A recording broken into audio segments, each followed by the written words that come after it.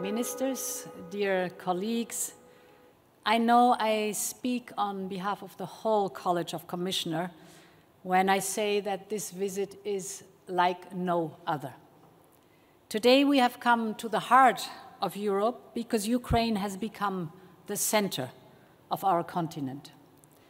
The place where our values are upheld, where our freedom is defended, where the future of Europe is written. Almost the entire College of the European Commission has come to Kyiv today because we want to write that future together with you.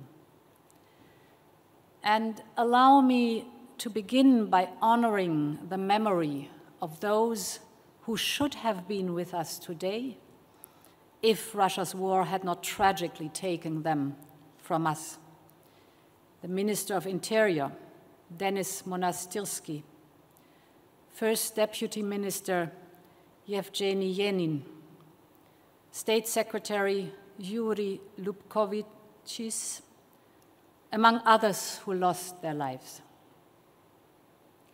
And the best way to honor their memory is through action, by turning their dream into reality. Today's visit is more than a meeting between officials. It is one family coming together.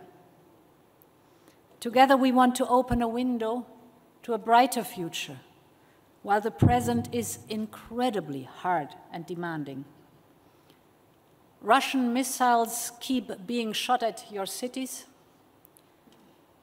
The Ukrainian people and the armed forces keep fighting bravely for their freedom and their homeland.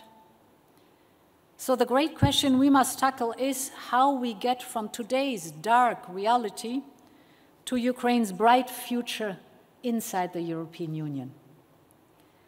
How we can support Ukraine's struggle for freedom and for Europe.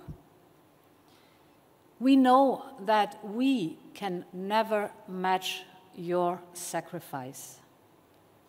But the most immediate answer is that we in the European Union must continue to step up the pressure on Russia.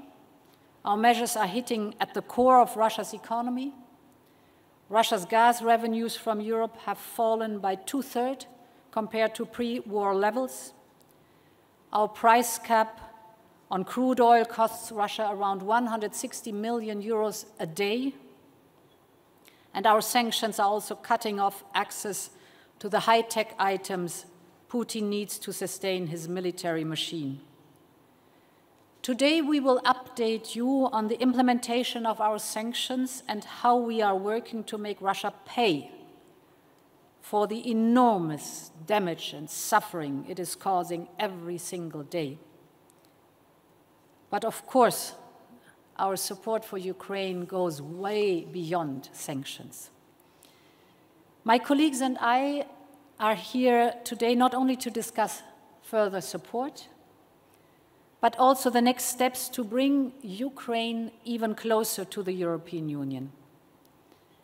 The fact that we are meeting here today in Kyiv is a strong sign of the huge progress already made and of our mutual commitments. Only 1 year ago, no one could have imagined how fast Ukraine could move towards the European Union. But now you are a candidate to joining our union. I know that millions of Ukrainians are working hard for that goal. We have many Ukrainians that we host in the European Union. Our energy grids are synchronized. And thanks to the solidarity lanes, Ukrainian farms and industries are getting vital revenues by trading with Europe and through Europe. Today, for instance, we come with a set of proposals to ensure Ukraine's seamless access to the European single market.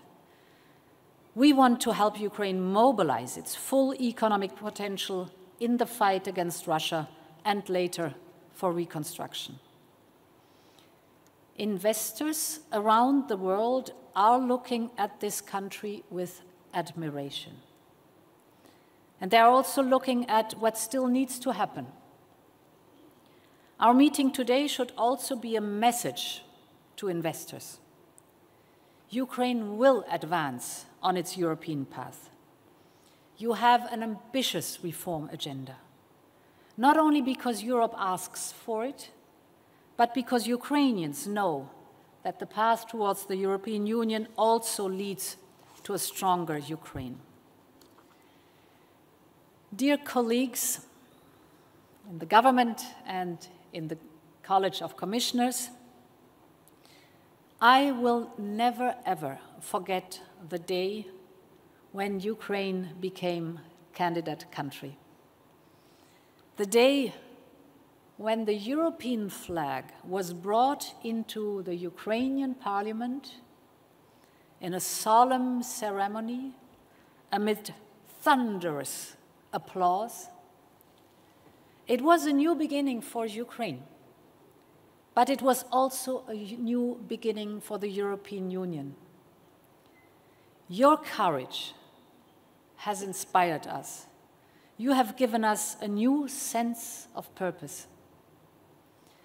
Europe is with you for as long as it takes, until the day when the Ukrainian flag will be raised where it belongs, in Brussels, in front of the Parlement, at the heart of the European Union. Slava Ukraini!